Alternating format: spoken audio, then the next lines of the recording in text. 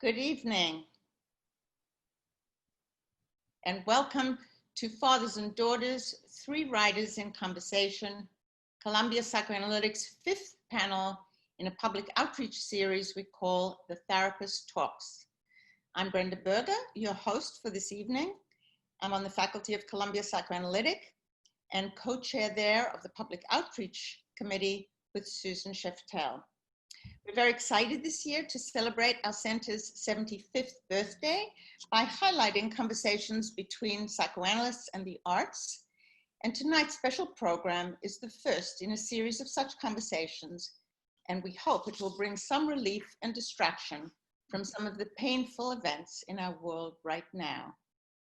To frame our Fathers and Daughters topic tonight, I'd like to begin with some thoughts from Hans Lowold, who's one of our most valued psychoanalysts. Lowold said of human beings that we need to make sense of our lives over time.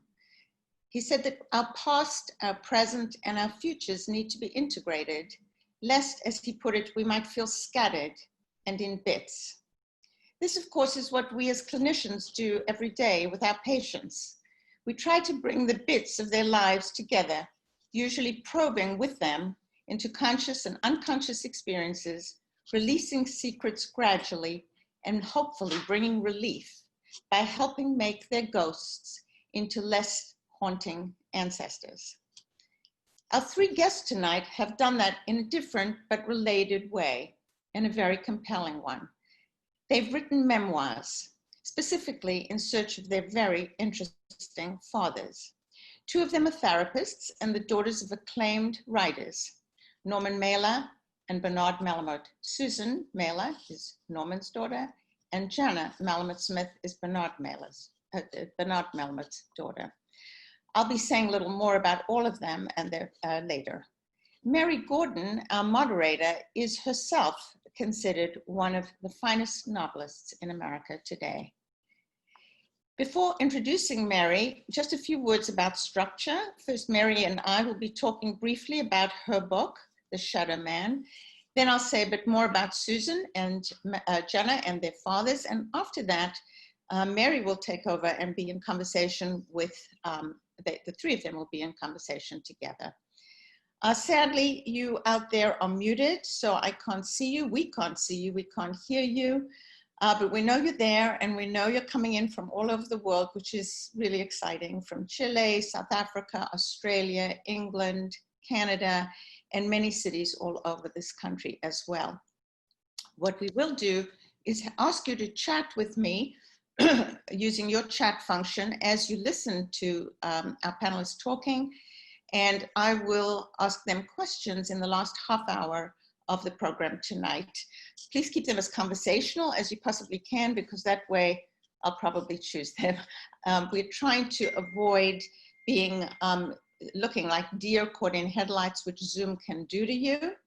And, you know, just try to keep us conversational. So, Mary, let's get going. First of all, thank you for coming home. You've been teaching Barnard students over many years. Lucky them, and I believe they're all crazy about you.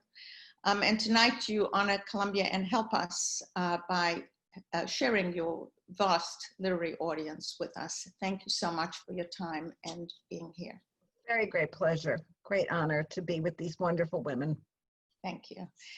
Okay, so what I want to say is, just by way of introduction, Mary Gordon is the author of 9 novels, 6 works of nonfiction, including the memoirs Circling My Mother and The Shadow Man, 3 collections of short fiction, including The Stories of Mary Gordon, which won the Story Prize, and her best novels include, her best-selling novels include Final Payments and Men and Angels. Mary, I want to say you're my kind of author. You take deep, courageous dives into absolutely everything complicated. Among other subjects, you write about love and hate, men and women, forgiveness, daughters and mothers, you name them, you do it. And one reviewer said of The Shadow Man, which is about uncovering your father's deliberately doctored and obfuscated identity, Gordon is truly brilliant and fearless in her ability to look, even when her eyes burn and her heart breaks. This book, The Shadow Man, which was written 24 years ago, will be what we'll be discussing tonight, and it is searingly beautiful and heartbreaking, both. What I personally most appreciate your work, Mary, is your exquisite prose and your unrelenting deep interest in morality and decency. For example, your recently published book called Payback is about a reality television star whose show is all about revenge. Need I say more? A recent review of Payback links Mary's whole body of work to Lowell's ideas about the arcs of human life and about the need to integrate them, and also to her memoir, Shadow Man. So Mary, let's start by just trying to open up that book. If you haven't read it, you should. It's totally wonderful. And I'm going to try and open up a little bit of it with you as much as I can. So, having lost your father when you were just 7 years old, it seems that both your deep attachment to him and your memories were painfully cut short. So you go about looking for the facts of his life, and gradually you become aware that your father had many complicated secrets which he kept from his family. For those who haven't read the memoir, can you tell us some of what those discoveries were and how that transformed your conception of him? Well, I always knew that my father was Jewish. He never tried to hide that. So in the kind of Catholic milieu that I was brought up in, a Jewish convert was like catching a very big fish. So it was kind of an honorific. But my father was well, first of all, he lied about how old he was. I found out he was older than he said he was. But he was actually 55 when I was born, which makes an interesting generational issue with Jana and Susan, because my father's actually old enough to be their father's father. Wow. And I am generationally of the generation of their fathers. So that's kind of odd. Anyway, my father had told me that he was born in Ohio, was an only child, went to Harvard, Oxford, and the Sorbonne, and had never been married before. As I went through an agonizing search, looking through census data and finding out through the Jewish Genealogical Society of Cleveland and all sorts of archival research, turns out he was actually born near Vilna, Lithuania. His name was not David, it was Israel. He came over here at 7. He had 2 sisters, one of whom spent most of her life in a mental institution, dropped out of school in 10th grade, and so never went to Harvard, never went to Oxford, never even went to Europe, and had married before and had a stepson who later found me. And so almost everything that I thought about him, which was very important because what we did together was read and write. That was the only thing I actually liked to do as a child. And so I thought, he was a master of the life of the mind and the life of culture. And it turns out he was complete autodidact, that he learned everything in the Cleveland Public Library while he was working for the Baltimore and Ohio Railroad, in fact, not going to Harvard and Oxford and the Sorbonne at all. My mother didn't know anything about this. By the time I found it out, she was lost in Alzheimer's, and I probably wouldn't have told her anyway. So I really had to come to terms with the fact that practically everything that I thought about him, which actually enabled me to get out of the Catholic working class ghetto that I was in, was a lie. And it was devastating, as you can imagine. But I also found articles that he had written that were virulently anti-Semitic during the war, during the time that Hitler was in charge. He continued to be very anti-Semitic until he died. although never denying that he was Jewish. He blessed me in Hebrew every night. One of the things that he said to me that I really was kind of happy about was he said, you know, honey, if Hitler isn't dead and he comes back, you and I will have to go to a concentration camp and mommy won't. I thought, good, we'll be together. So it was a very, very complicated journey. I'd like to know how you understood your father's need to change his identity. What did you come to understand about that? Why did he need to do this? Well, my father was a victim of anti-Semitism and a victim of the enormous pressure for people of his generation to melt into the melting pot, to be American and not hyphenated Americans. And I think also his autodidacticism made him in love with high culture.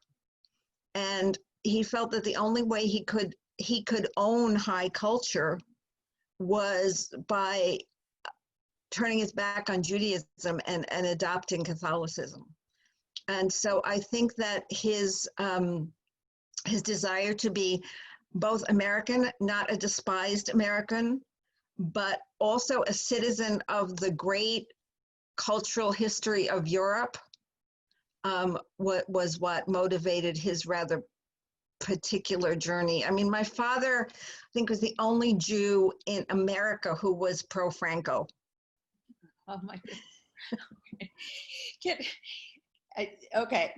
you tell us, throughout your memoir, you ask yourself questions like, why am I doing this? You go about, it's quite painful to read your journey, and you ask the question, why am I doing this? And what am I looking for? And why am I doing it to him?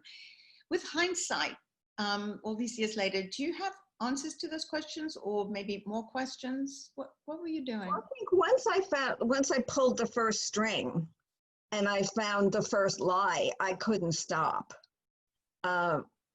That's a kind of temperamental thing. I always feel like if you start something, you know, you've got to finish it. And I had to get to the bottom of it. I had to get to the bottom of his anti-Semitism. I had to understand my love for him. I had to understand how I could still love him so much, which I did, because he gave me absolute unconditional love and nothing but support. He just made me feel I was the most astonishing creature that had ever set foot on the planet. And I'm both very grateful for that and very anguished by what was clearly his mental illness, which I wouldn't have thought of before that. Mm-hmm. Something you wrote about, you keep asking those questions, then you have very lovely, rich ideas about why all along the way. And something struck me that actually reminded me of Lowell's, and I just got a message from someone in the audience. Who was it I was quoting? It was Hans Lowell. It reminded me of this business of integrating your life. You wrote, I was tortured by the emptiness between things. Yes. And your push to know and go after the facts was very compelling. Also, you know, what we as analysts think about in terms of, one of the things we think about in terms of what we do is by bringing inchoate emotions into words. That's what analysis is about. And you're writing this memoir and making some, I hope, order for yourself. Did it in fact help you to write the memoir? No. There goes that idea. For a writer, writing is never therapeutic. It's always, as Eliot would say, a raid on the inarticulate. And so, you know, therapy is therapeutic. Analysis is therapeutic. Writing is not. Writing is my job. Writing is my vocation, actually. And so, no, it didn't help me. It helped me in that I finished the line. I always say that to my students, just finish the line. If you were a dancer, you'd always finish the line. and there's that satisfaction of finishing the line. But no, it didn't help me. And you know, I mean, I'm glad that I did it. I'm glad that I know what I know. I feel like it taught me an enormous amount about the immigrant experience. And it made me very, very sympathetic to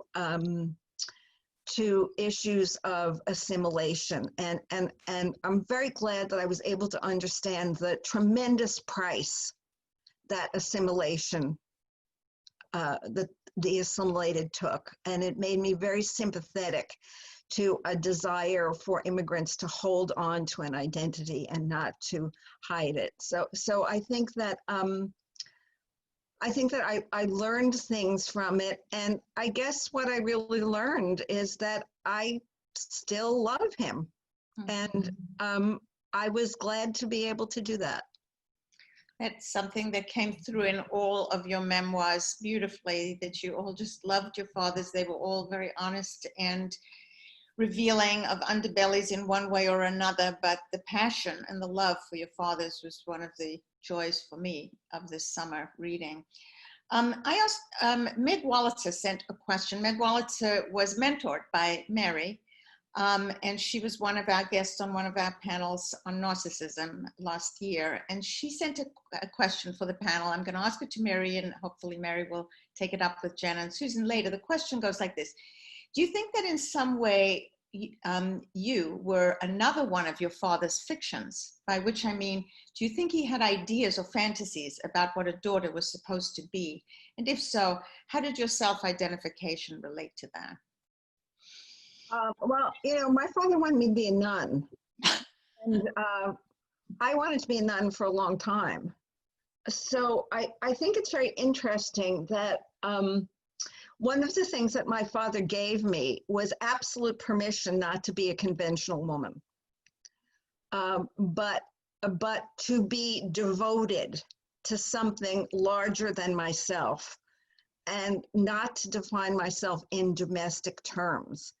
And I don't know what would have happened if he had lived into my adolescence. So Jana and Susan had struggles that I never had to have. In some ways, I think that was easier for me.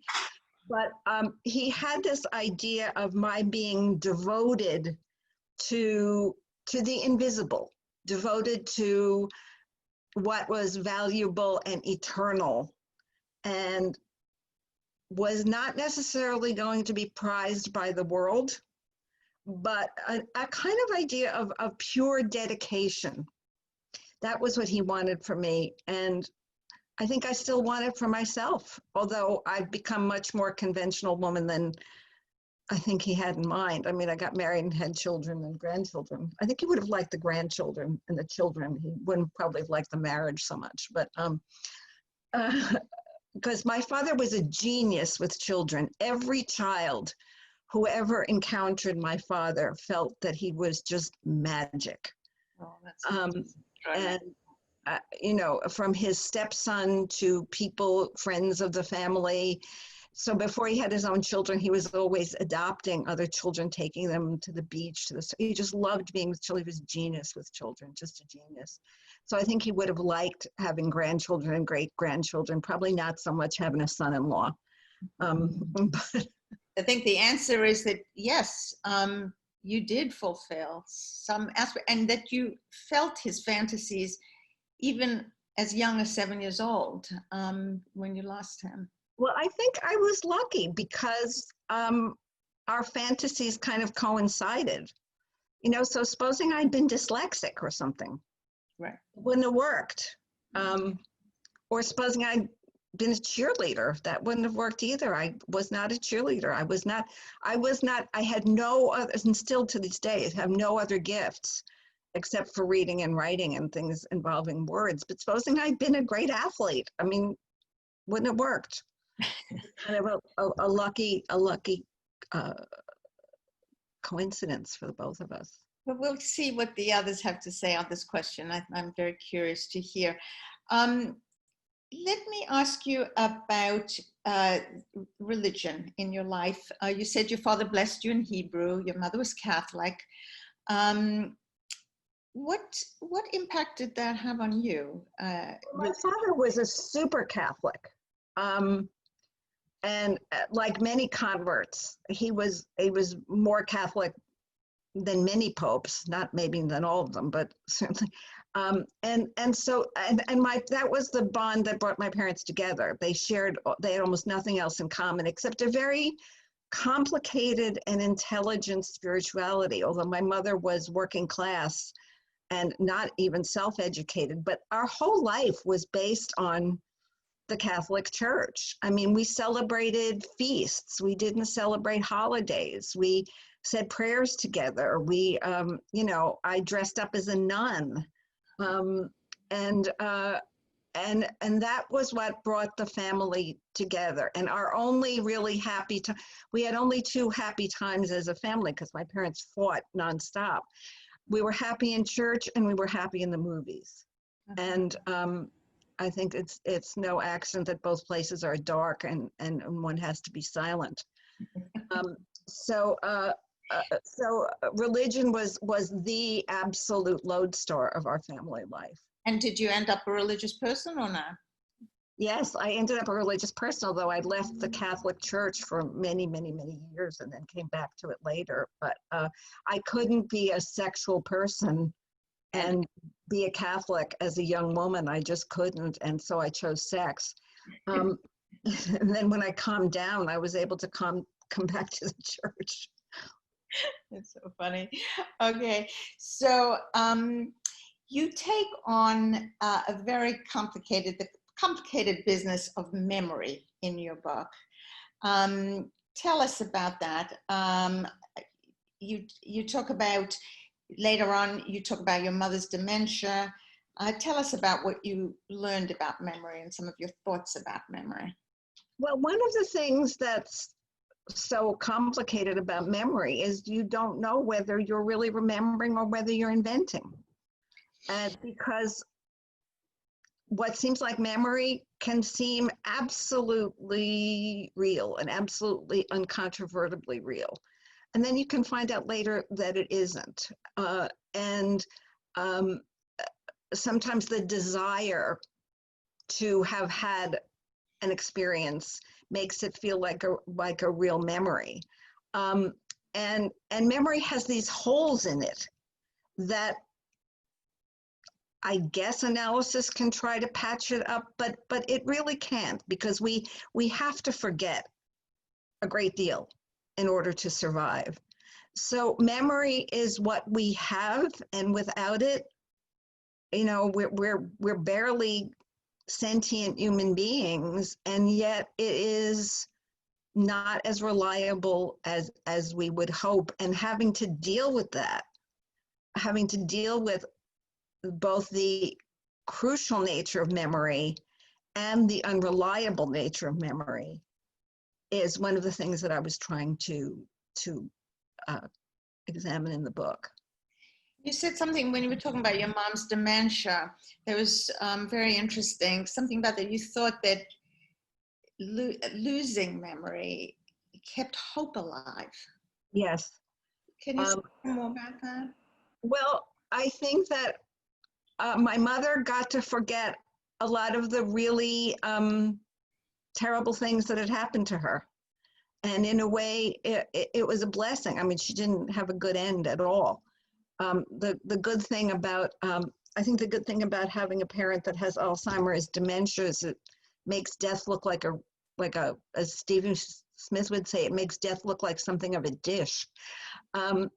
Because it's not that she was happy, but she wasn't hopeless.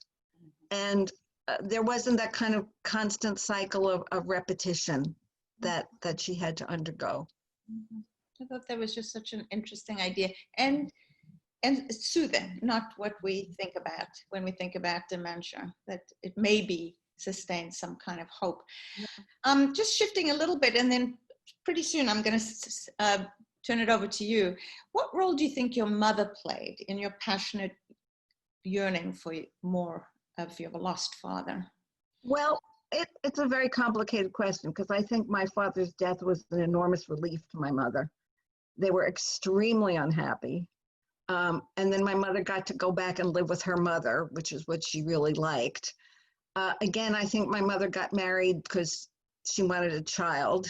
And so I felt, because I felt her relief, I felt it was even more incumbent upon me to keep the memory alive, to keep the torch burning, to tend the shrine. On the other hand, what moves me a great deal about my mother was that she was not an intellectual, and she had no pretensions to being it. And she really knew that I was my father's daughter more than hers. And she stepped back and let me be that, even though she knew that that would separate the two of us. And when I think about that as a mother, I think about that's an extraordinary generosity, and very, very moving. My mother had some inchoate sense of a higher life, and nothing in her background suggested it. It was just, I think she was very smart. She was very sensitive. She had no opportunities, none, zero. But she had this belief, and I think it was part of her religious life, in something higher than anything that she had been exposed to. So I think it was kind of a relief for her that I could keep the memories going and she didn't really have to. But on the other hand, she encouraged me to do it because she knew that was who I was. So like everything else in human beings, it was very complicated. Yeah, a gift and maybe a little bit of a burden. Yeah. All right. Let me just say, before turning it over to you in conversation with Jana and Susan, I'm going to introduce Jana and Susan and their dads a little bit. And also just remind the audience that you can send questions through the chat function. I'll take myself off camera for a little bit and collect them while Mary, Susan, and Jana are talking. But also, if there's anything that you want to address to any one of them, let me know. Okay, this is for Susan, this is for Jana, or whomever. Let me talk first about before I introduce each of them, I'm going to just tell you a little bit about their fathers for anybody who did not grow up in the decades after the Second World War. Just a thumbnail. Okay, Norman Mailer, father of Susan. Norman Mailer made his mark as a young writer with The Naked and the Dead, a novel based on his experiences as a soldier in World War II. He went on to write 11 best-selling books that touched on some of the major issues of his time, including Armies of the Night, about the Vietnam War protests, The Executioner's Song, about capital punishment. Along the way, he married 6 times, had 9 children, helped found the Village Voice, and ran unsuccessfully for the mayor of New York. He also won a Pulitzer Prize and a National Book Award. So now Susan, to introduce you. Susan is the daughter of Norman. It's hard to imagine how somebody who grew up in a different country from her father, had 5 stepmothers, in addition to her own mother, and 8 half-siblings. Is it 9? Oh, 9. Living in different places. How somebody could nonetheless write a loving, honest, family-centered, and ultimately forgiving memoir about her father. But in her recent first book, In Another Place, With and Without My Father, Norman Mailer, Susan Mailer has remarkably accomplished just that. Here's her book. She movingly conveys a palpable sense of a family being held together against all odds and across time, pain, and miles. Susan was born in 1949, Norman Mailer's firstborn. She grew up between Mexico City and New York, between her mother and her father. She graduated from Barnard College in 1971 and later returned to Mexico, where she got a master's in clinical psychology. She and her Chilean husband settled in Santiago, Chile, where she trained as a psychoanalyst at the IPA Chilean Psychoanalytic Association's Institute. She was a member of the teaching committee for more than 20 years and on the editorial board of the association's journal for several years.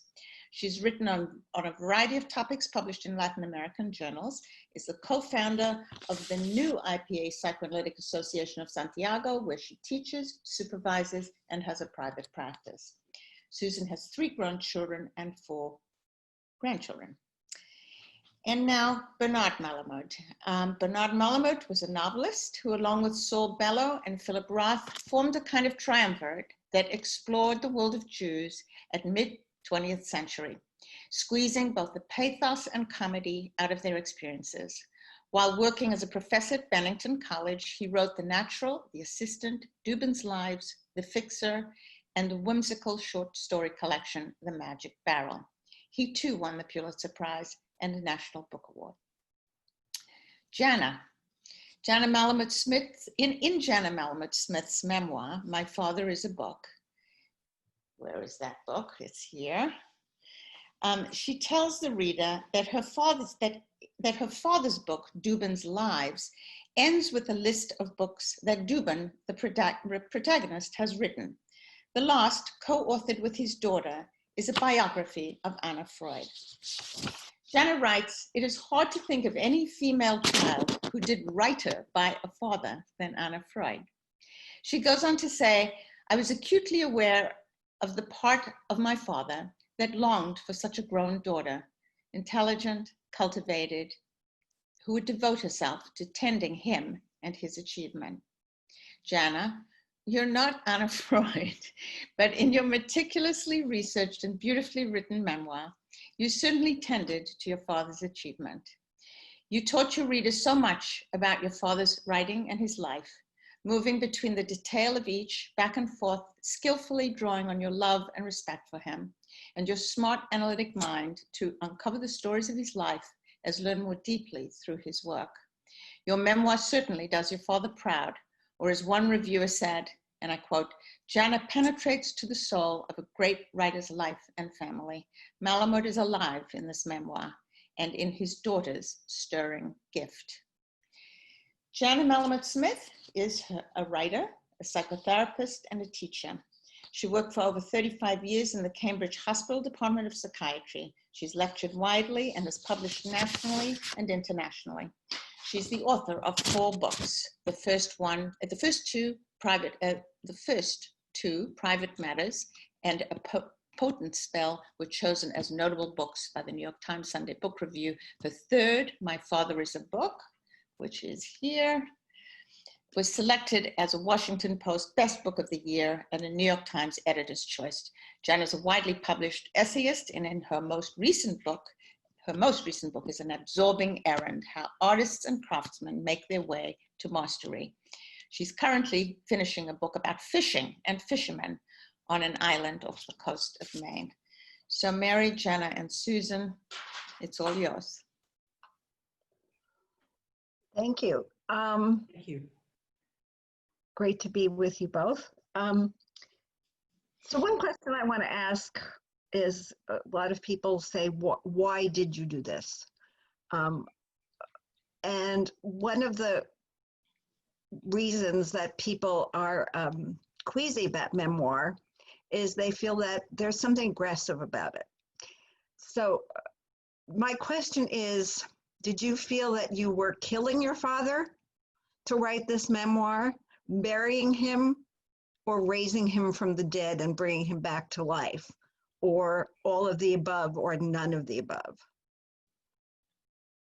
Were you putting a ghost to rest, or were you striking a stake into the heart of a vampire? I think I'd like to answer that. I don't think I was burying him or killing him. If anything, I was bringing him back to a life that had been in my memory. I think that once I finished the memoir, I was able to let him rest in my mind, you know.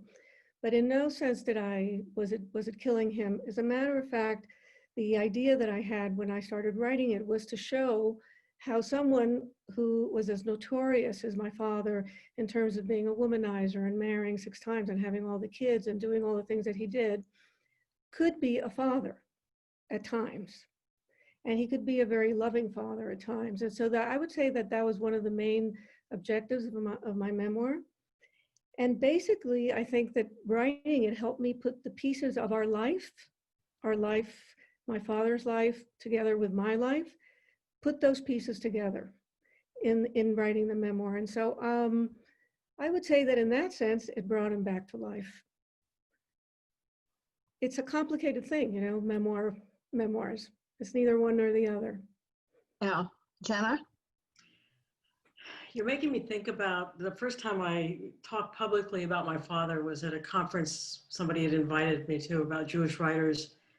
And I had never spoken about him publicly before. And this was maybe 15 years after he died. And I'd written a piece about him and I got ready to present it. And I suddenly had that image from the opera of Don Giovanni where the ghost comes back at the end, the murdered father for revenge. So yes, it's aggressive. Whether it really is aggressive to write about a parent or not, it felt to me like it would bring about it's a retaliation from the ghost. Because I think I violated the family rule, which was my father was the writer. And I violated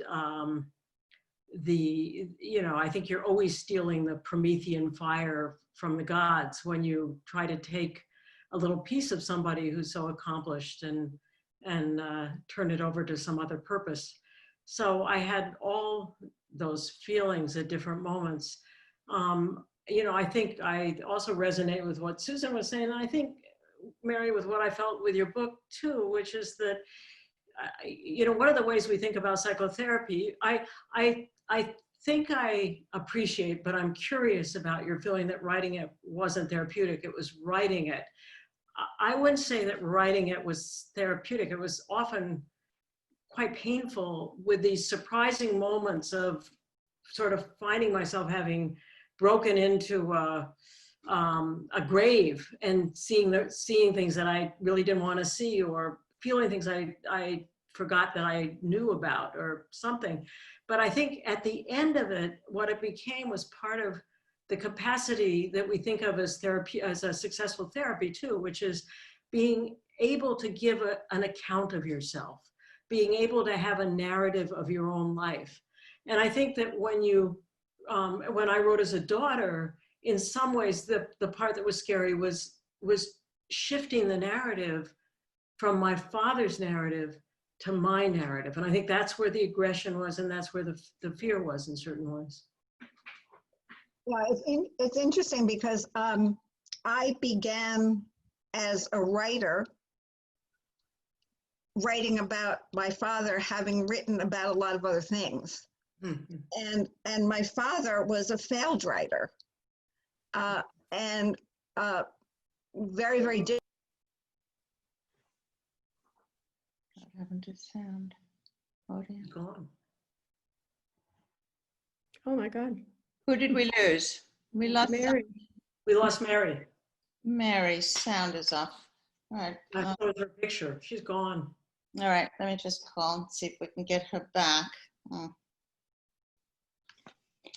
So, you know what? While I try and get her back, why don't Jana and Susan just talk about what's happened so far? I'll get Mas on the phone and see if we can get Mary back. Okay. Okay, why don't we go, Susan, into the chat and see, because there's some questions there. There's a question for us that says, did your having written your own version of your father's lives have anything to do with counteracting the inevitable projections that one experiences from other people when one has a famous parent? That's a great question. What do you think? Yeah, that is a very good question. I think that,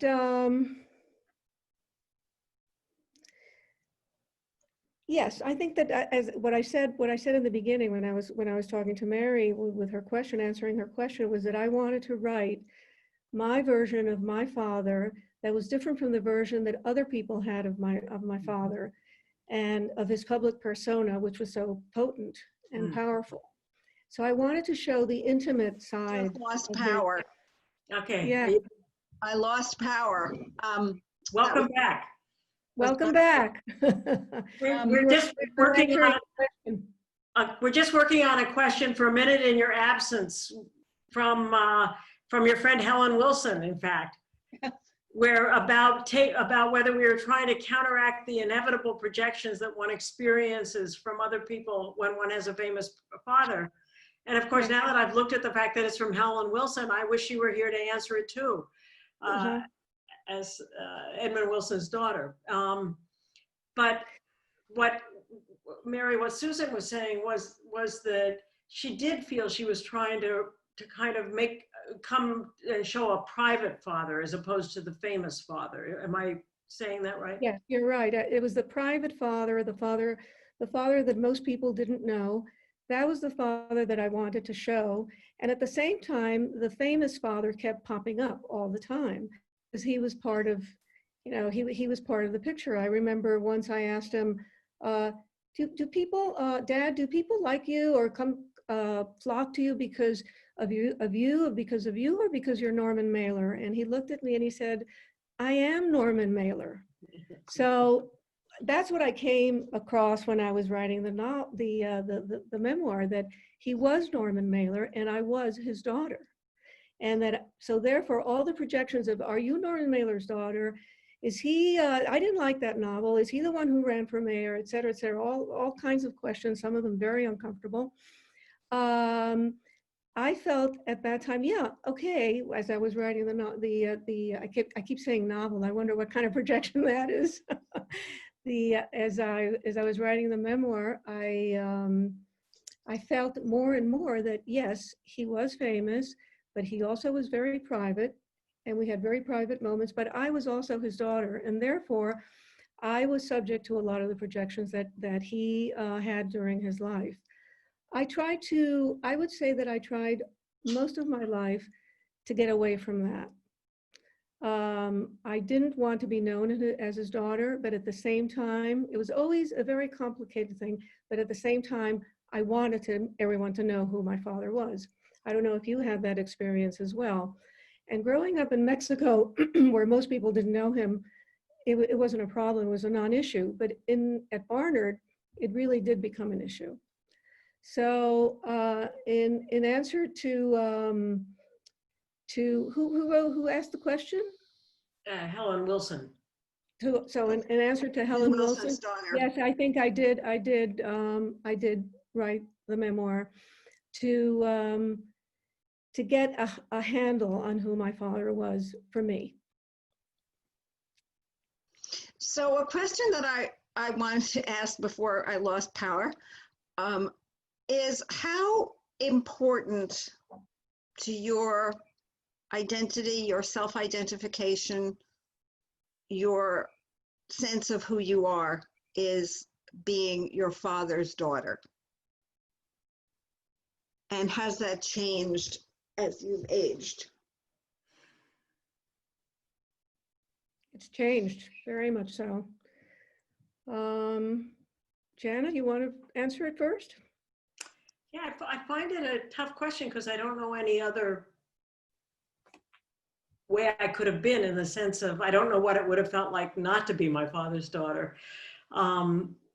Truly, I don't mean that quite glibly, but I feel so located in that particular life. I think it was conflictual in some of the ways that Susan had been talking about. I think right now, I think the two things that come to mind, Mary, are my father lived and instilled in me a deep, deep humanism, a deep belief in the basic equality of everybody, the basic worth of everybody, the basic worth of everybody's subjectivity, that everybody was a person of interest, and he and my mother couldn't stand prejudice. They couldn't stand the devaluing of groups of people. My father, I remember going into a diner with him once, and There was a woman who was clearly schizophrenic, which of course his own mother had been, and clearly poor. And, you know, he just quietly went up and tried to pay the bill. And that's sort of how he always was with a lot of people. And after he died, I got so many letters from people saying, when I was really down and out, your father gave me $100, or he did this for me, or he did that for me. And I think the value of that, I think, was a way that I strongly identify with him. And I think the other way was that he was a secular Jew, basically, and what mattered besides social justice was art and literature and music and all of these things that you call these invisible things. And I think that valuing of the ineffable is another great gift I feel I got from him. And I think finally I would say I got in my identification, a real knowledge of what the discipline was of writing. Not because he was interested ever in having me write, but because I watched him all the time. And he was at his desk at 9 in the morning and he was there till 1 in the afternoon. And that kind of absolute discipline came to me, whether or not, you know, to quote your beloved Long Day's Journey into Night, I may have gotten the habit without the talent, but I certainly got the habit from him. So then this leads into another question. If you identify as your father's daughter, do you identify more importantly as your father's daughter or as your mother's daughter? And how does that relate to you as a mother, because you can't be a father? So for me, I was very clearly my father's daughter. For me, you know, if I can ever say I'm David Gordon's daughter, and almost nobody alive knows him anymore, it gives me a kind of thrill. But I did not identify with my mother. And yet I couldn't be a father to my children. I had to be a mother, which meant doing a lot, you know, a lot more grunt work. I think being a mother is a much more thankless task than being a father. It's definitely not the glamour role. But I'd like you to talk about that. How did you identify with your mother? Did you identify against your mother? And how does that relationship as a daughter of a father and a mother filter down to your identity and practice as a mother? Well, I'd like to answer that because I think I identified with both. My mother was a very strong woman. Many people have said that my father was a force of nature, but my mother was also a force of nature. And she used to say to me when I was young, men come and go, children leave you, but what you do, that stays with you. And I think that I identified with that very much. So for me, one of the guiding lights in my life was I have to have a profession. I have to earn my own money. I have to be independent. I have to be my own woman. And my mother was a psychiatrist. So I also identified with her line of. In terms of my dad, I identified with many things about him. Same thing that Jana said, you know, his work ethic, his honesty, his dislike for political correctness, which is something that I have as well. Even though I'm not as brave as he was in voicing it. But I think it's something that everyone in my family has pretty much, you know, inherited from him. He was an iconoclast. I'm not, but I admire the capacity to be that. And he was also very much against prejudice. His political values, as well as my mother's, which were very much the same, very similar, I inherited those too. So going to your question, Mary, about being a mother, I know that there were many things I didn't want to do as my mother did to me. I didn't, you know, I wanted to be there for my kids. My mother was very, very when I was growing up and my brother Salvador was born, she was studying medicine, so she wasn't at home very much, and she worked a lot. So what I tried to do is I tried to put the two together, work and be at home, and be a mom that my kids could count on. After a certain hour, that I would be, after 4 o'clock, I would be home. I don't know if I was able to do it well enough, but I think that the kind of stability that my mother had and the kind of strength that she had, that's something that I tried to convey to my kids. And that's something I tried to have as a mother, as well as a kind of serene, I never felt in danger when I was around my mom or my dad, both, same thing. And so I think that that's something I try to transmit to my children as well. So as usual, it's not either or, it's both, for me anyway. Yeah. Well, it's a complicated question. And there's conscious, there's unconscious. I think my mother and my father both grew up in cultures that in certain ways, well, certainly my mother did, and she was from Southern Italy, though from a cultivated family. And I think my mother and father agreed that women were less valuable than men, and that they had, their role was definitely to help men do whatever men had to do. And it was also the era. And I think it always looked to me like my father had the better deal in the power in the household, which I think made me devalue her in certain ways. And it took me, I think, a long time to understand how much of her I actually had so positively identified with. She had a great joie de vivre. She was a good friend. She was a good cook. She liked to entertain.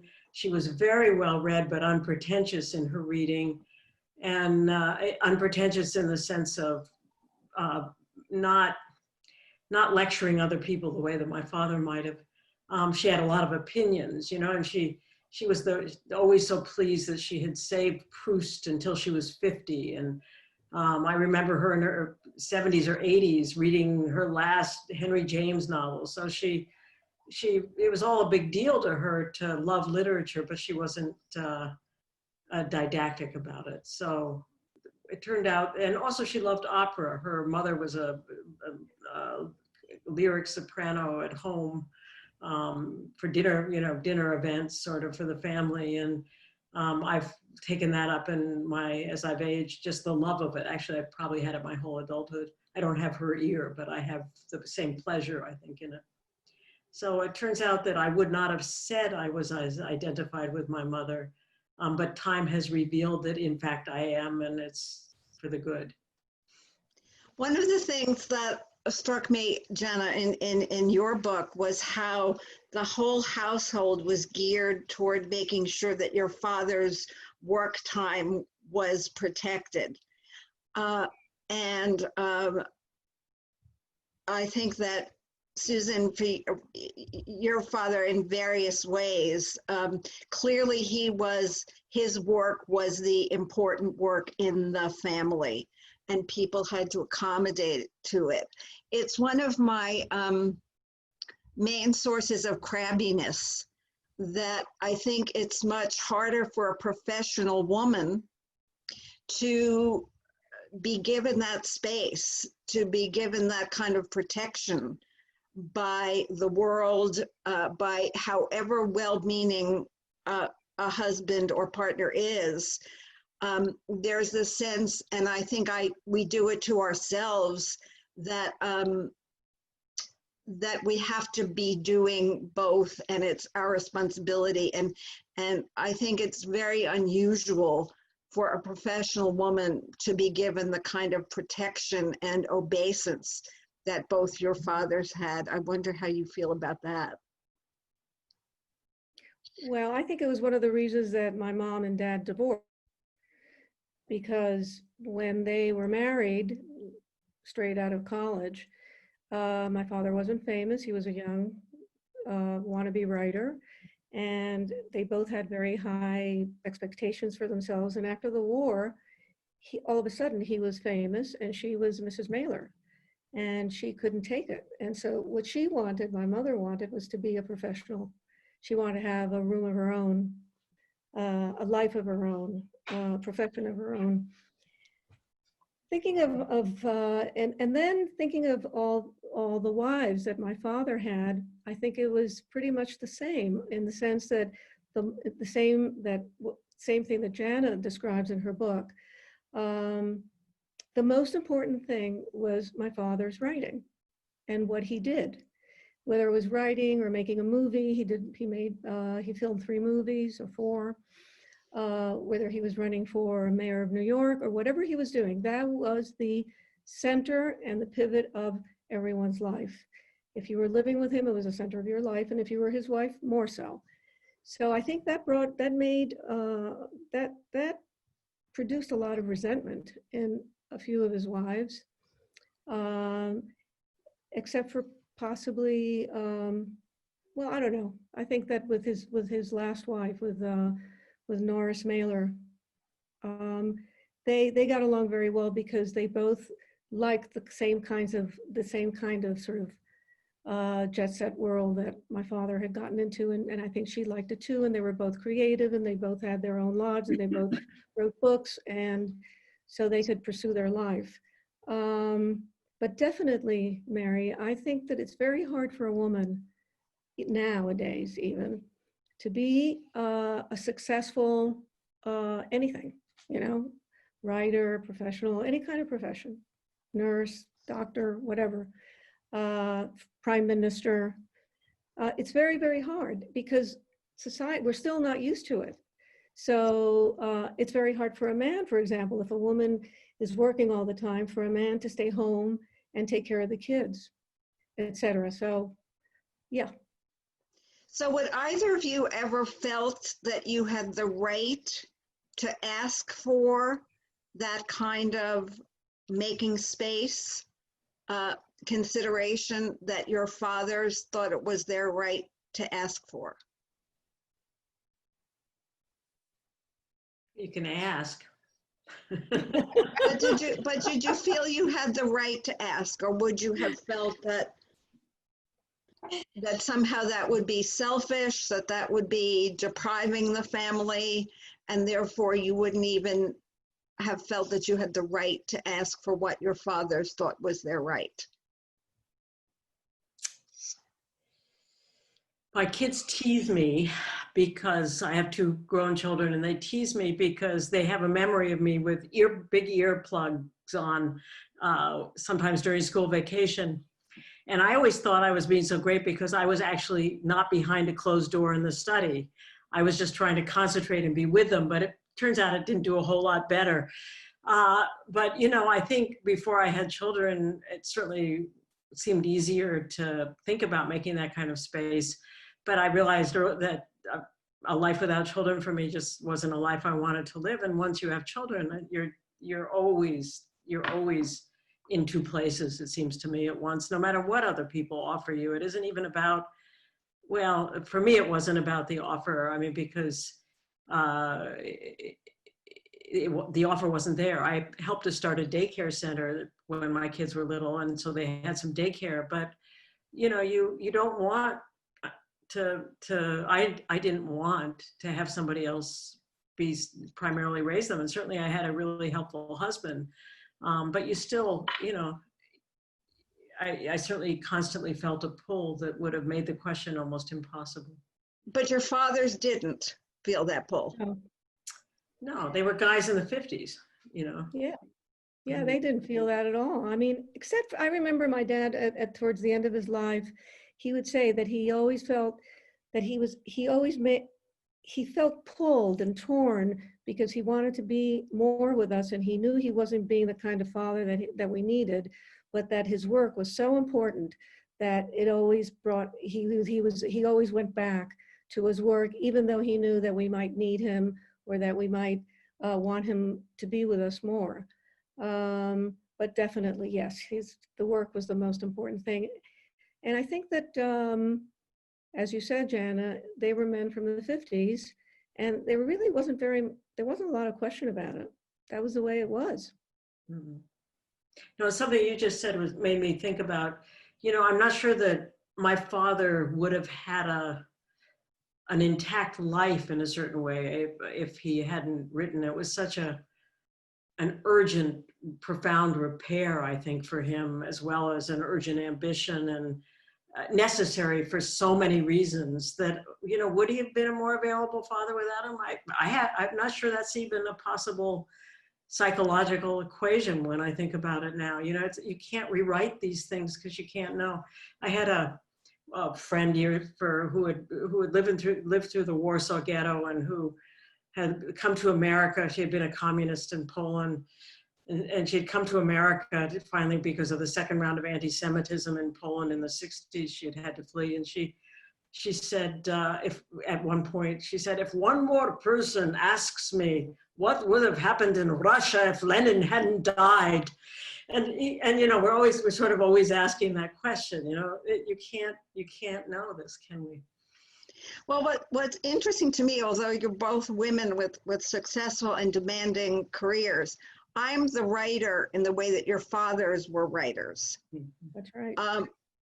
And you know, I don't go, I mean, I could go someplace, but I don't go to work. I did have places where when I had small children, I always left the house.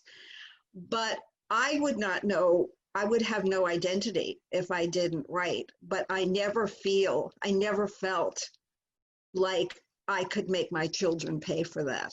Mm-hmm. And so I constantly felt torn, and I would stop writing. I mean, I had a babysitter for my kids from 9 to 1. If I was writing War and Peace at 1:02, I went home. And I think that if you look at even now, and we're 60 years later, if you look at the women that most male writers marry, even nowadays, there's still a lot of women that think, I'm so lucky to be able to support the genius. I really haven't met a whole lot of men that say that. Call me crazy. Let's move on to another topic, and the topic of shame. For all of us, our fathers have done things that, let us put it this way, we wish they hadn't done. I wish my father hadn't been a raving anti-Semite. Susan, I think you probably wish your father hadn't said some of the things about women that he said. And I think in your book, Jana, you talk about a very serious love affair that your father had that put a tremendous amount of strain on your mother and on the family. How is it to be a daughter, a loving daughter, who has to live with actions of her father that make her ashamed? And how, as analysts, do you feel about the place of shame in your relationship with your father and your understanding of yourself in relation to your father? Well, somebody asked you before if writing was therapeutic. And you said that for you, Mary, it wasn't. And Jana had mixed feelings about it. For me, writing the memoir was a second analysis, because I went to places, you know, I revisited things that my father did, things that he said, that I had never really thought about as deeply as I thought about them when I was writing about them. I thought about the silence that covered a lot of his actions, how society and our family protected him from many of the things that he had done that were shameful. And for the first time, I realized how ashamed I was of him, that I felt shame, which was something that in my 10 years of analysis, I hadn't really touched that deeply.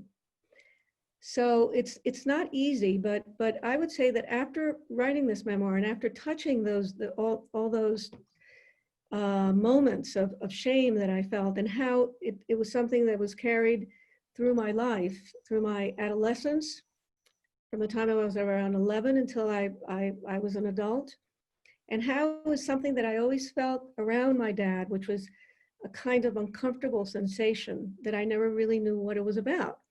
And I used to think it had to do with not living close to him when I was a child and, only seeing him three months out of the year. But after writing this memoir, I realized, no, it had to do with all the things that he did and all the things that he said, or many of the things that he said, that made me ashamed and that made me feel uncomfortable around him. His drinking, for example, his violence, his nastiness, the way he was so pugnacious he could be so pugnacious with people, the way he would make me cringe, of the things he would say. So it's not easy, because at the same time, I think, I idealized him. I loved him very much. I adored him in certain ways. So it was, very conflicting feelings to have at the same time. The way I survived all those feelings was by separating myself from the shame. What do you mean by that? By not acknowledging it, by leaving it somewhere hidden in a silent cupboard, hidden in the most obscure place of my psyche. And so that the only way that it emerged was with this feeling of uncomfortable. Oh, I don't feel so comfortable around him. Oh, he's acting funny again. Oh, he's drunk again, that kind of thing. But I never really thought about it in depth. But having thought about it through perhaps writing the memoir, how do you deal with it now? How does one deal with shame from a psychoanalytic? One of the things about dealing with shame is that you can let go of the shame. See, I don't feel shame anymore. I don't feel ashamed of him either. I feel that that I feel I'm surprised of things that happened. I can't lose that surprise, but I also understand him. And I understand the situation, I understand the context, I understand what happened. And the shame does not, it doesn't play a pivotal role in my life the way it did before. I would say that that's how you deal. And that's, I think, how patients, what one tries to do with patients. One tries to help them with shame, because shame is a feeling that permeates your whole being. It has to do with everything. So if you can let go of the shame, I think you have a big chunk of your work done for your patient. Jenna? Yeah. First of all, I'm a therapist. I'm not an analyst. I want to, just for truth in advertising here, but I spend a lot of time when I teach therapy talking about shame, because I think it's under noticed traditionally in psychotherapies. I think it's beginning to reemerge now, but it's one of those, it's maybe one of the most essential human feelings, because it's a feeling of survival. If you alienate everybody in your group and you're out in the savannah, they'll leave you there to die. So if you do something shameful, you'll be abandoned. It's an absolutely primitive, profound human feeling. And it keeps being rediscovered in psychoanalysis and psychotherapy, and then forgotten about or not worked with as much. And it's kind of making a resurgence now, possibly along with being in a culture that has so many struggles with narcissism. But I think it's bigger than that. I think it is actually just profoundly important. And so that's a little commercial on the side. My mother and father were both shame-filled people for different reasons. And I think the one that they may have had in common that you alluded to before, Mary, is immigration. I think it's very hard to be a first-generation child, maybe also in a poor family, but when you're trying to move into the majority community, my father didn't speak any English till he got to grade school. And so he had to scramble so hard to learn the rules of how to belong. And so much of shame comes from feeling you don't know the rules. Mm. So they both carried a lot. And I think for my father, it was enhanced by the fact that both his mother and his brother ended up struggling with schizophrenia. They lived above this grocery store. They were poor. Nobody ever came to their house. He couldn't invite kids over. I mean, he had a billion reasons to be ashamed. And my mother's are a little more subtle and maybe not so much on point right now, but she also, shame was also a big part of her life. So I think it has a big intergenerational transmission, and you don't even really need other events per se to pick up the vibe.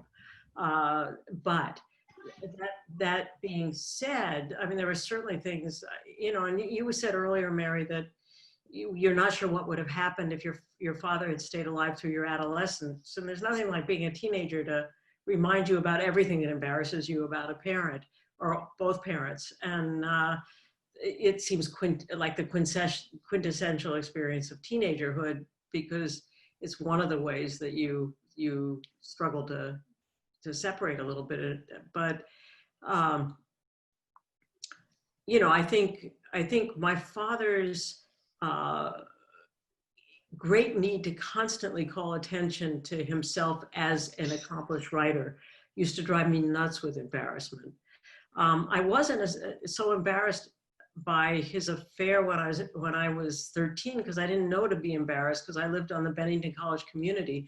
And Brenda, by the way, I lived in Oregon first, but eventually we ended up in Bennington. And in Bennington, every faculty person was having an affair with a student or had married 2 or 3 of his ex-students. So I got acculturated to that. And it was only later, after he died, that women would come up to me and say, "I knew your father," and I'd be going, "Oh shit, what is that? Oh, excuse me, what does that mean? I knew your father. Do you mean in the biblical sense, or do you mean you took a course from him?" And then it became a source of sort of embarrassment to me, because I didn't know what they were trying to tell me and what it was I didn't know. And there is a shame state involved in feeling other people know stuff you don't know. So I would say that a lot of that came later. And also as I became less a part of the Bennington world and really renounced a lot of those values in my own life, I didn't want to live like that. One of the things that I think comes along with Jewishness is, if not shame, then guilt. Our fathers were all Jews, but they were really different kinds of Jews. My father turned against his Judaism. Your father, Jenna, I think, kept a kind of Jewishness alive in the most subtle and brilliant and tender and clear-sighted way, but he was not himself a practicing Jew, from what I understand. And Susan, I wonder, Jewishness doesn't really seem like it was very much of a big deal for your father. So I wonder if the two of you could talk about your father's Jewishness and what that meant or means to you, if anything. My father's grandfather was a rabbi on my grandmother's side. His mother's father was a rabbi. And my grandmother kept a kosher home until her parents died. But both my mother and my father, it seemed, just turned away from Judaism when they were young. They didn't like the rituals. They got married under a huppah because their mothers insisted, but my father hated it. And even though he never reneged of being Jewish, I mean, he never at all reneged of being Jewish. Once my grandmother died, we never had any holiday meals, like, you know, Yom Kippur or Rosh Hashanah or Pesach or any of those.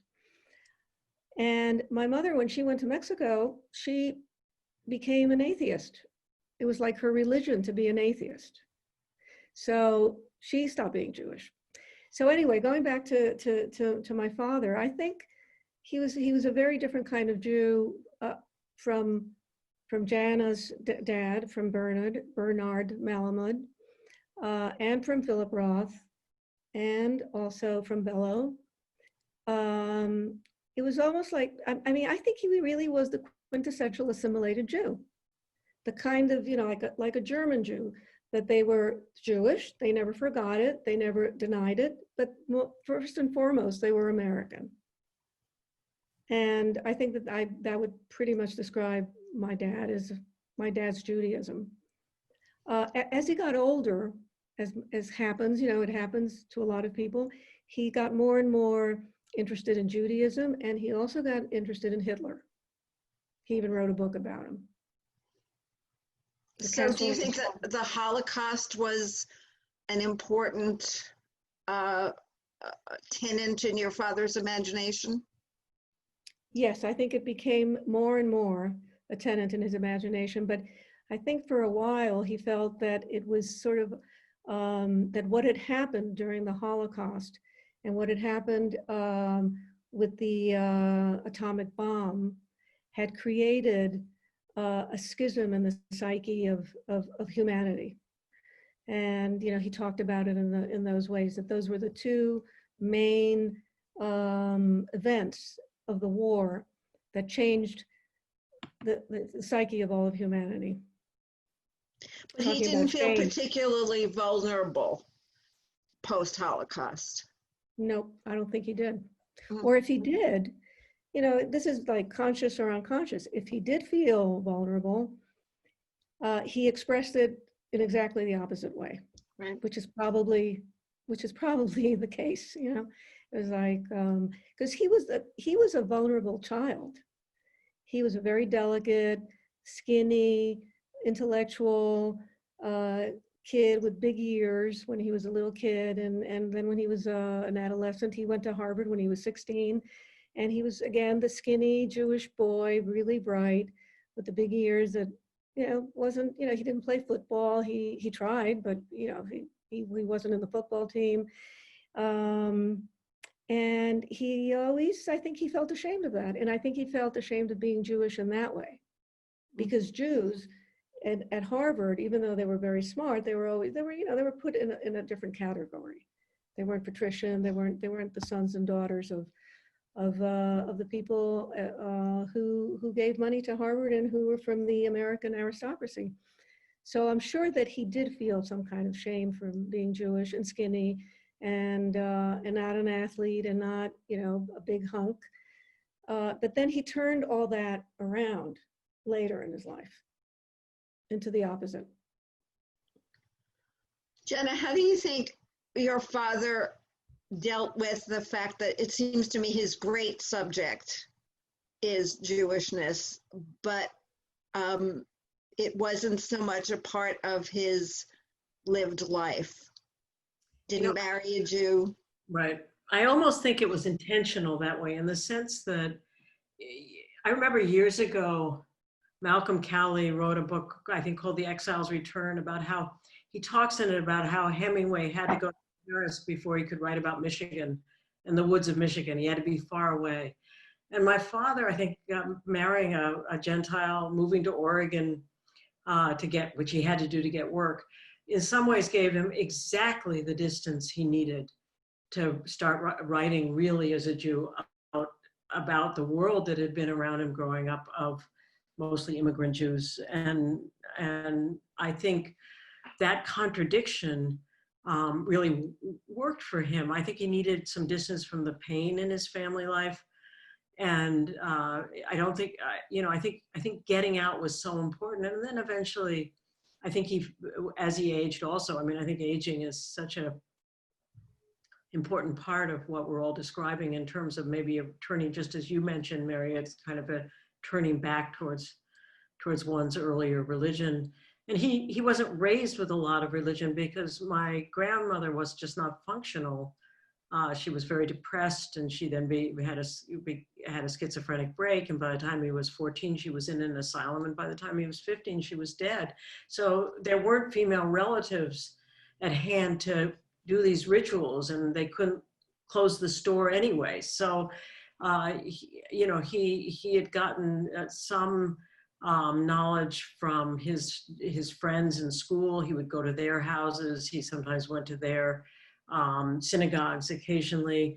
But I think, and he asked his father for a bar mitzvah, and his father sort of humiliated him by doing it himself for him, but he couldn't figure out a way through that.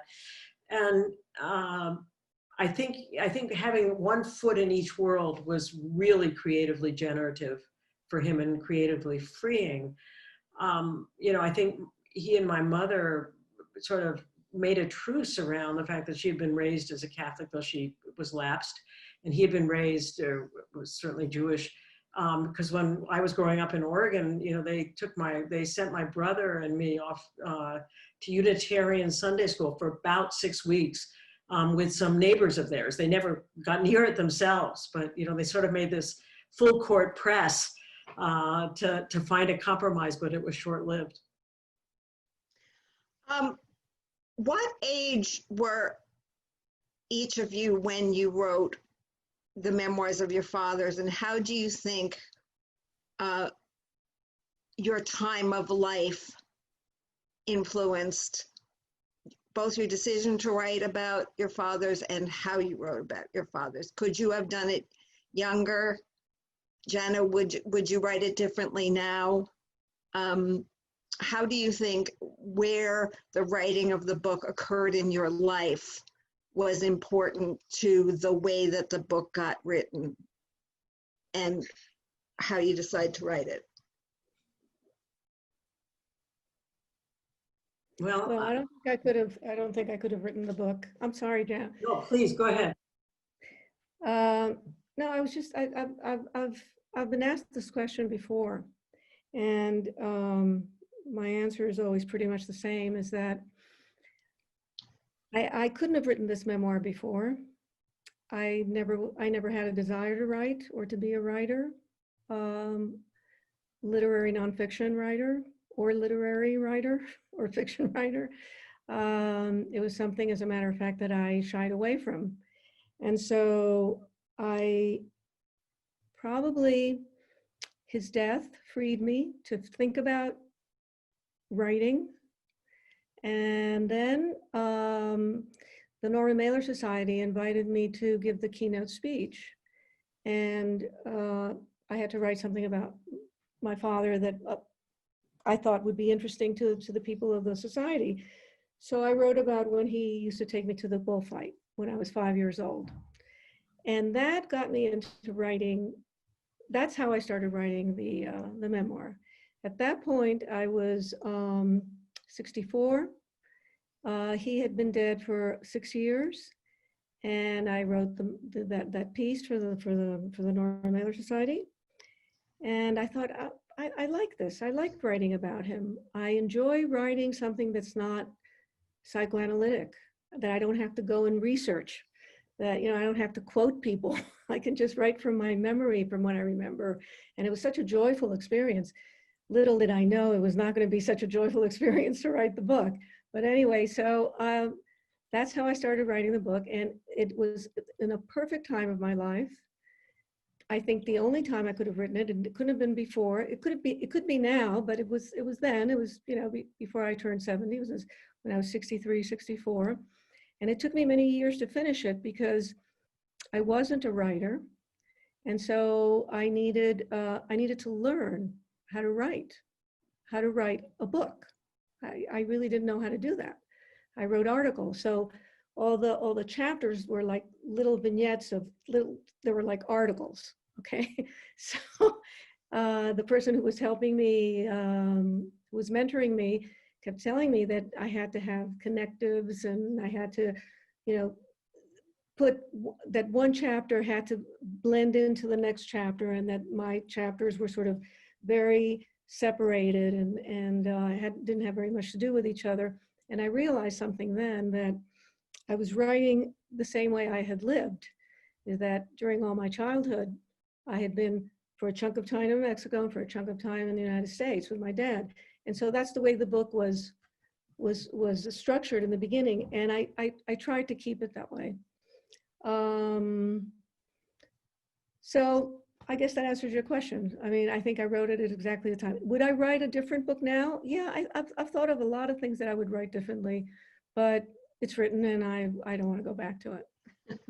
First of all, can I say, Susan, that the fact that Yeah. you lived through those bullfight moments, which I was just revisiting for the second time today, and that you Yeah. didn't end up for your whole life like a frozen deer in the headlights, is to me a real comment on your character, because I think it would have killed me for some moments. But to shift and try to speak to what you're asking, Mary, I met my husband when I was 21. We married when I was 24. And he had a last name named Smith. And I've often said that was one of his really compelling draws. There were many others. But, you know, I went off to social work school, and then I spent a long time working in a low-income clinic in the housing projects and in the Cambridge Hospital. And I really, even though there were people, I think, who knew I was Malamad's daughter, I think I spent a long time getting a sense of myself as having a competence and a passion and a mission in my own life that was separate before I let myself even begin to write. And I didn't really let myself begin to write till after he died. And then when I let myself begin to write, I really made a decision to write 2 other books first, because I wanted to make sure I knew how to write. And I wasn't, unlike you, Susan, that I think I would have been too embarrassed to learn to write on this memoir for myself, because I would have been, you know, I think you know, as the daughter of a famous writer, that you're always going to be a day late and a dollar short in terms of what you're able to do as opposed to what they were able to do, even though I'm talking nonfiction. But it takes, so I wanted to establish for myself that I could write books that were respectable before I went and wrote about him. So that's why I waited till I was 3 books in and 50. But I think what just struck me for the first time when you asked that question, because I hadn't really thought about it, how to name what I think would be different now, is I think I would like to write now about both my parents much more from the perspective of a peer than as a daughter, almost as a friend. I mean, that I really feel that might have been the loss for me in that book, that it's a daughter's book, and that's what it had to be. But I think now there's a perspective that I would like to have the experience of trying, that I think would have had less energy behind it in terms of making my points, and more space to let them be in a certain way. I also wanted to add something else, which is that writing the book helped me identify with my dad. See, we were talking about identification before. Well, I understood a lot of things about him because I felt them. It was like, please don't interrupt me. Please, I'm thinking. Please, no questions right now. Why are you bothering me right now? That kind of sensation that I always had when I was growing up, I had it when I was writing it. And my kids were all grown up, they were in their own homes and everything. But when my husband, bless his heart, would come and ask me a question, I would stare at him like, how dare you come into my study and ask me a question when I'm thinking? And that reminded me so much of Dad, and I understood him. And I understood the conflict that he had all his life between his family and his and his wives and his, you know, life of lights and his writing. Mary, unless you have something that you really want to ask, I'm going to jump in with questions from the audience. Is that okay? Sure. Firstly, just thank you all. I could sit here for hours and listen to you, and I have a million of my own questions. What a gift you've given us, all of us. There are more questions than I will be able to get to, but I'm going to try to get to as many as I can. I just want to say one thing before you start, but what a pleasure this was to be with all of you, and how different it is because we're all women. It was a very cooperative, non-competitive collaborative, warm experience. And I just think it's a tribute to all of us and where we are in history. Right back at you. Very nice to hear. And Thank you. I felt very, very similarly. So thank you all. So, you know, the questions come from, some from analysts, some from the general public. Many of them are very interesting. Let's try and get to as many as we can. So this one came from two different people. One, my brother, so I have to ask it. And a similar one from Lisa Gornick, who's one of Columbia's analysts, as well as a writer. They asked it differently, but it sort of boils down to the same thing. How has making your own inner world public impacted your work with patients? That's to Jana and Susan. Okay. Well, my patients are in Chile, Yeah. and they speak Spanish. So, except for one who speaks English and is a writer himself, none of my patients have read the book. But it was something that I thought about a lot before I published it. And while I was writing it, I also thought about making my life public, because in my memoir, there's a lot of information about me and about my life and about my life in Mexico. It's not all about Norman and my life with Norman. It's also my life in Mexico with my mother and my stepfather and my brother Salvador, and all the things that happened to me there. So, and my adolescence and Barnard, etc. So I thought about it, and then at a certain point, and there were certain parts of the book that I really thought of leaving out because they were so personal, and I felt very, I felt shame. Here we go again with the shame. I felt, do I really want everyone to know this? Everyone who reads the book? And I decided to keep everything in, and that if it was just, it felt so uncomfortable, and if it was, if I couldn't stand it, I would take it out. So there were a few things I took out, and a lot of stuff that I kept in. And I think that what's happened in terms of my professional life is that all my colleagues in Chile have learned about the book. I had a presentation of the book a month ago. And one of the things that everyone kept saying to me during the presentation was, Susan, you are so brave. You're so brave. And I thought, what am I doing wrong here? Because I must have done something really wrong, because they're telling me I'm being brave. So I asked them, what's so brave about what I did? I wrote a book. This is a memoir, which in Chile, by the way, and in Latin America, memoirs are not a very popular genre. So basically it was how brave you are to expose yourself this way, so that everyone can learn about you, about your life, and about your father, including your patients.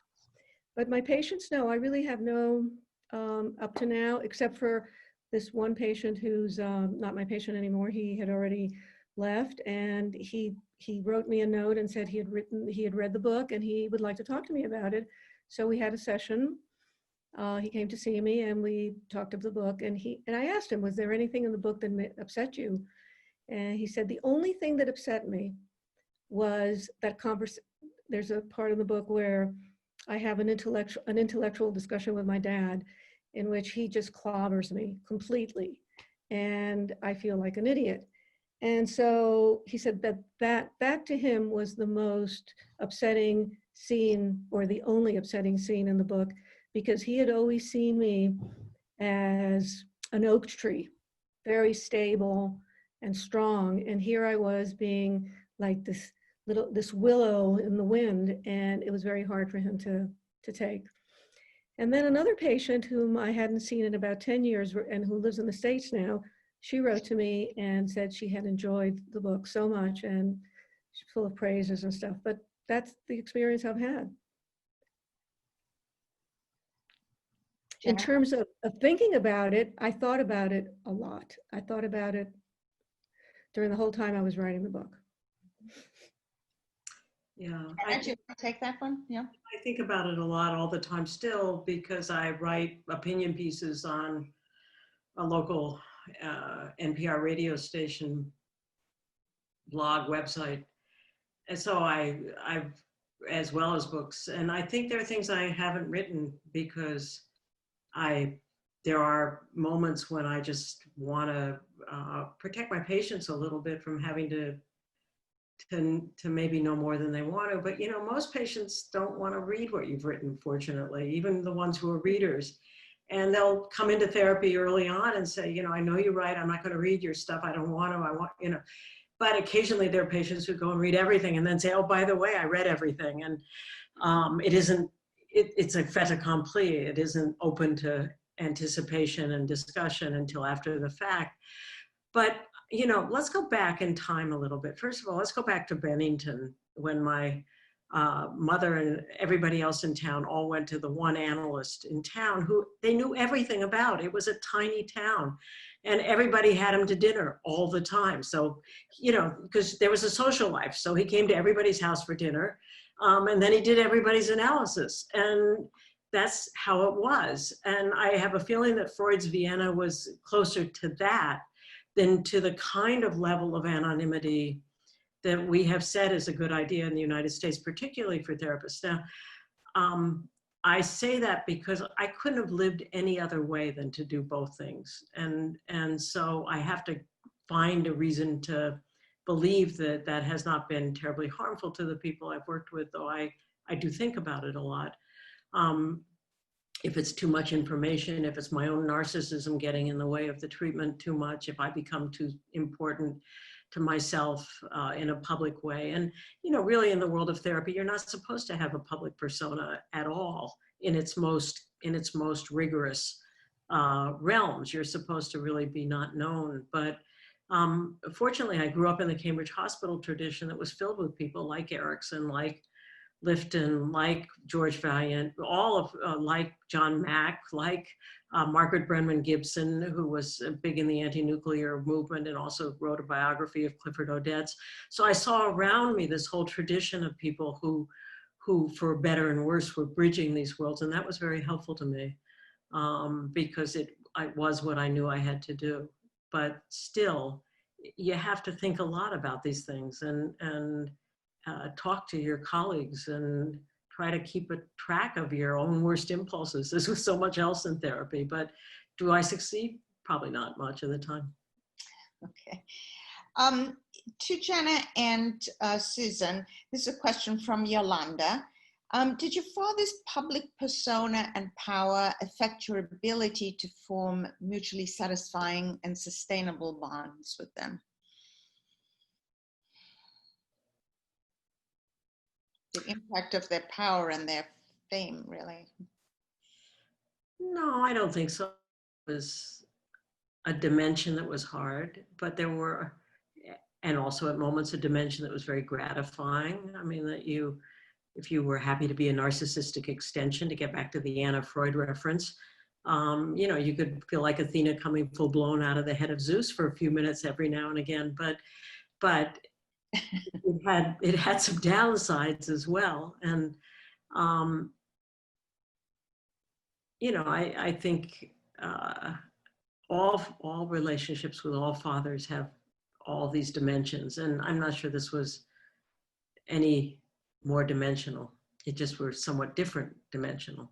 Mm-hmm. Susan? No, I think that for me it was an issue. I think I had like two different senses of self. One was a sense of self of, I mean, in terms of my dad, you know, of being his daughter. One was being his daughter and family dinners and joking and going out to the dunes in Provincetown and his teaching me how to play cards or teaching me how to play poker or having conversations or going out to lunch with him or dinner with him. That was one dad. But then there was another dad, and the other dad was this very famous sort of light in the world. And I mean, I remember going places with him and people would stop him on the street and ask him if, you know, can I have your autograph? things like that, which, so that father, that public persona was like the other. He was the other father who was not, he was like my not father. And I had a hard time dealing with that, with that public father all of my life. I always wanted him to be a dad, a daddy. I wanted to be close to him. And I think it was one of the struggles I had all my life, is wanting to be close to my daddy. And I think that the only time that, as he got older, I was able to get closer to him, because he let us get closer. He let all of us, all my siblings, get closer to him. And I felt true pleasure taking care of him when he was feeble and, you know, he couldn't do things on his own. I really enjoyed taking care of him, precisely because he was my dad then. And he wasn't this famous icon, this, you know, larger than life persona that I couldn't get close to. I think that one of the most difficult experiences I had in my adolescence, I was still at Barnard, was at the Town Bloody Hall event, the town hall event with the feminists and Norman as moderator, in which Norman, my dad, became Norman, and I couldn't put the two together, and it was an excruciating experience. You write very vividly about that in your memoir, Susan, and it's painful, that split and the struggle. Nonetheless, all of you have, in all of the books, a certain protectiveness you felt toward your fathers, and love came through, despite the underbellies, despite what you revealed. Do you think that that's more common in daughter-father relationships than in son-father relationships? If so, why? What was that protectiveness? And this is a question to all of you. What was that protectiveness about for you? I think that obviously there's less competition than there is between sons and fathers, or mothers and daughters. And I think that there's a way in which all women, I think, the maternal side of us often feels like men are weaker than we are, and that there's this joke or this story that we're all responsible for keeping going, that they're stronger than we are, but we actually know that we're stronger than they are. I remember one of my aunts saying about my uncle, "Please don't tell Joe about the war, it would worry him." And I think that that it's a funny kind of myth that women, I think we feel very responsible for not letting them know how vulnerable they are, and that's another job that we have as lovers, as wives, as daughters, as mothers. So interesting that you say that. You just brought a memory to mind. Our former director, Bob Glick, spoke some years ago at a conference on women in power. And his first line went something like, and his paper was about what do men think about women. And his first line, and I'm going to misquote him, was something about, "We're terrified of them."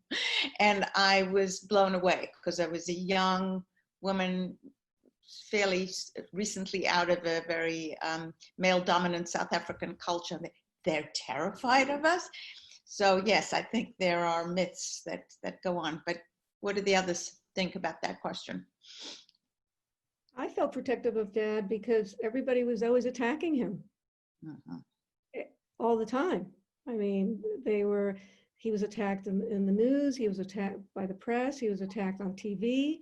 One of my earliest experiences was watching him on the David Susskind show with Truman Capote and Dorothy Parker, I think.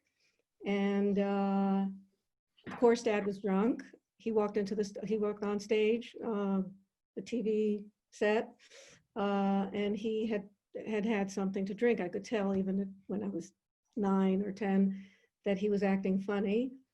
Again, the shame, you know. And they attacked him. They made fun of him. Truman Capote was terrible. I mean, he could really make fun of people. And immediately I felt protective of him. And that, I think, set the tone for all the other attacks that he had the rest of his life, including the attacks that my mother made on him, which also made me feel protective. So I would say that in terms of my own life, that's why I felt protective of him some of the time.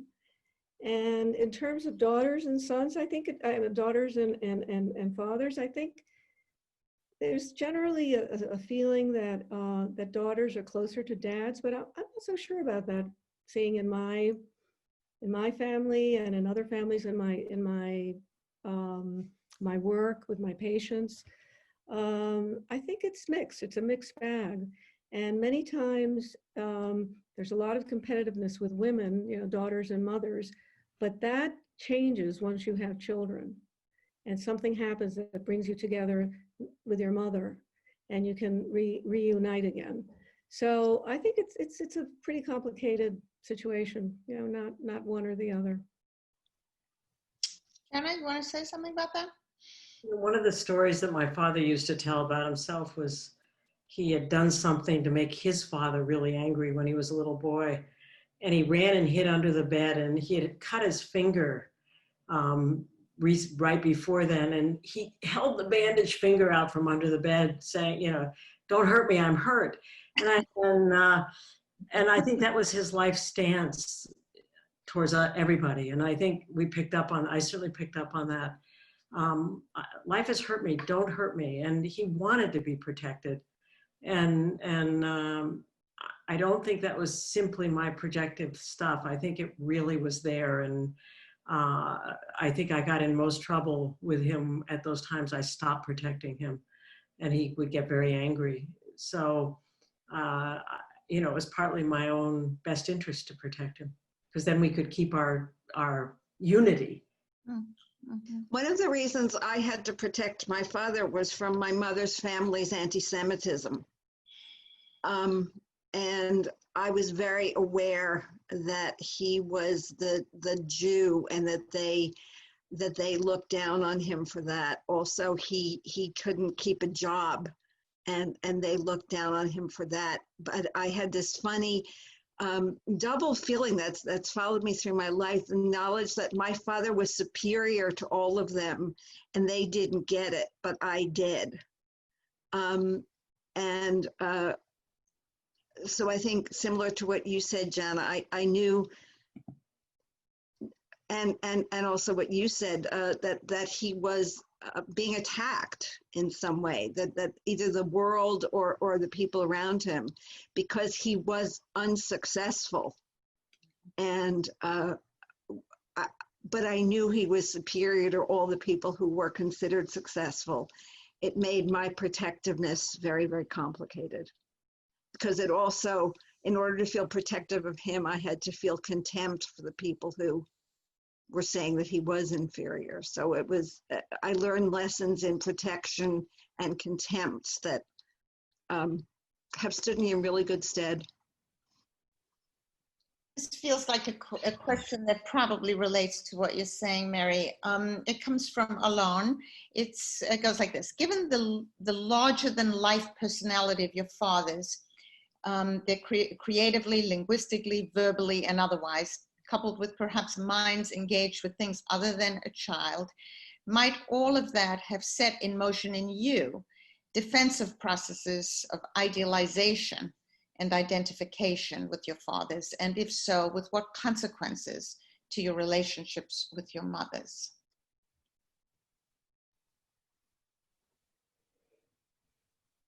Anybody want it? I think we've sort of spoken to it in a bunch of ways, but, you know, children idealize their parents too. I mean, that's part of childhood, and maybe in some ways it makes that idealization a little harder to resolve, or a little more extreme. I don't know. It's a fair question, but it's hard. I had to idealize my father because he was gone, and the only way I could keep him was an idea or an ideal. and he wasn't there to tarnish the ideal. So I got to really keep the ideal in a very intact, very pristine way. There was no attack from reality on the ideal for a very long time for me.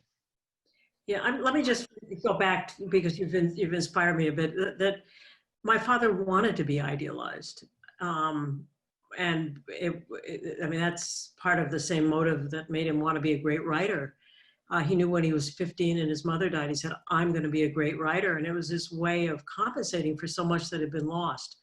And so he wanted an idealizing daughter, and I think my mother fed into that and you know, took the position, okay, I'm nothing, he's everything, go ahead and idealize him. And, you know, these things work out across time, I guess. Susan? I feel pretty much the same. I mean, I would agree with Jana and Mary. I idealized my dad, and I also resented him. So the two were walking hand in hand during my whole life. But I thought he was just, you know, incredible. And I also thought he was awful. So, you know, Mary said nothing tarnished his image, whereas my father was alive until I was 60, so, or 59. So there were a lot of things that tarnished his image. And even so, the idealization persisted. Yeah. I would say that having read all your books, what's phenomenal about all of them is that you actually take up both sides, and the pain for you, Mary, in finding out that your ideal was so damn human and so not your ideal is palpable throughout, and each of you do it in different ways. So they're extremely honest, and one feels in reading them both sides of the idealization, as well as a confrontation with the underbellies in very bold and, I think, yes, courageous ways. This question comes in from Chile to you, Susan. Well, no, it's to all the panelists. What was the role of your mothers in the creation of your memoirs? What role did she play? You mean as a character? I mean, I wonder if he meant if Leon meant from as a character or as a force behind the creation of the memoir, of the writing of the memoir. I think I'll address the latter. Yeah. I'll address the latter. I pretty much had to hide that from my mother that I was writing a memoir because she was jealous of him, and so I mentioned it, and I did. I of course I told her, and I asked. She was one of the people I interviewed. I talked a lot about their relationship with her and how she felt. She opened up a lot. She told me a lot of things about their relationship when they were young and how great it was. So I would say that was very helpful. I read some of their letters, the letters that he wrote to her, so I could feel that they had loved each other very much. And every now and then she would ask me, well, how's your memoir? And I'd say, fine. And she'd say, oh, well, I guess you're not going to really talk about me that much, are you? Well, because it's about your dad, right? And I'd say, well, yeah, you are going to, I am, you know, like that. I am, I say things about you, of course. I mean, you're important. She said, oh, no, but I understand. It's basically about your dad. You'll write a memoir about me someday. And I said, yeah, Mom, I'll write it. So that was the role that she played. It was a role of having to, again, to protect my relationship with my father so that I could write this book. And at the same time, make her participant, make her a player in the memoir, in the making of the memoir, so that she could give me information and I could make her feel that she was important in my life and then in the memoir. And she appears a lot in the memoir, I think. Anybody else want to take it? We're getting close to the end, so. Well, the other reason I forgot earlier or didn't mention that I waited so long to write was I wanted to make sure that my mother was mostly out of the active social world before I wrote it, because I really did feel deeply protective of her for a long time. So it did create some of the time choice. I realized she was getting very old, and I wanted her memories that I could ask about before she died. But I wanted to make sure that she was far enough along that she didn't feel I was embarrassing her in her social world in a huge way. And at the same time, after I finished the book, I asked her and I asked my brother to read it, which was so-so as an experience, and to see what they wanted me to take out. My mother, to her credit, didn't want me to take out anything, but she was pretty mad about parts of it. So it was a tough conversation, a tough thing between us, but not for long. But it made me paste up on my refrigerator a little thing I'd clipped out of the New York Times that was there for about 20 years, and it said, "May your family be free of memoirists. They cause such trouble." So, and you know, we worked our differences out, but yeah. One last question, and then I think we're going to close. It's from Ellen, and it asks everybody, how did your relationship with your father affect your choice of men in your lives? Susan, you want to?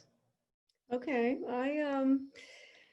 well, I had the whole range, you could say. You know, I was, my college boyfriend was very much like my father when he was young, when my dad was young, his age.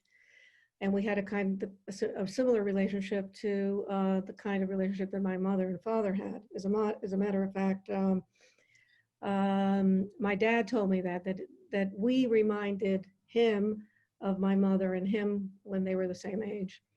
And after that, I had a relationship with different kinds of men, but the man I chose as a husband,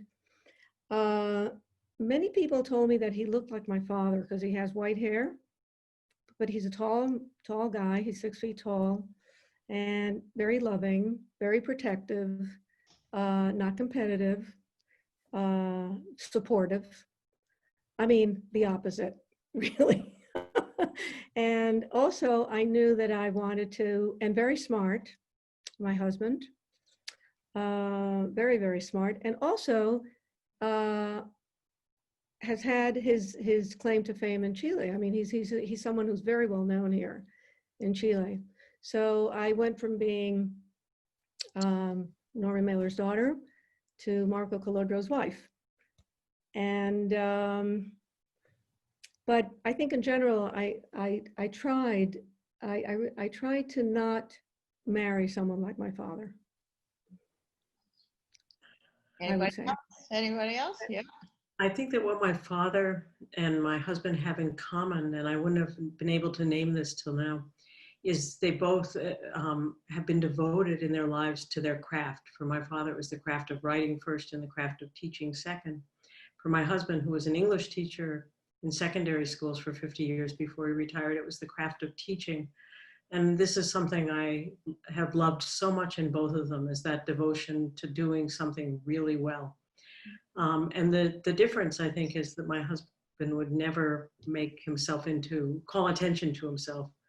For him, he's a very modest person and deeply intelligent and well-read, et cetera, but he really has no patience for the kind of public large personalities that has surrounded me growing up. And I think I needed refuge from that, and have taken it there. Mary, yes, no? Well, I married a man who was he was much older than I was, so you can say that I married my father, although, again, my father was old enough to be his father. But I married the wasp. I always said it never rained on planet Arthur. He was optimistic, he was calm. My father was wound up 24/7 and a catastrophist. And so it was really wonderful. He died 4 years ago. That kind of cool, calm presence, it's all going to be okay, was really wonderful. But he was also great with children, and, you know, he was a literary biographer. He was an 18th century scholar. So He was literary like my father. He was magic with children like my father, but he was really calm. And he was the Wasp. He was from Gary, Indiana, normal childhood, you know. So he, in many ways, although he was old enough to be my father, he was temperamentally as different from my father as you could possibly be, but also very loving and gave me a feeling that whatever I wanted to do was great. So what you all did was great tonight and beautifully in your books. Thank you so much for your time, your generosity, your honesty, your openness. I think I'm getting comments from my phone. What a lovely evening and a very rich experience for so many of us. Thank you all. Stay healthy, and I hope we meet again. Take care. Thank you very much. Good night. Thank you. Thank you, Brenda, for organizing this. Thank you, Yes. Mary and Nice to Jana. you, Susan, and nice to see you, Mary. Nice to see all of you. And Brenda, fantastic. You could be in charge of the world now. Oh, thanks. Take care and thank you all. Good night. Good night. Bye.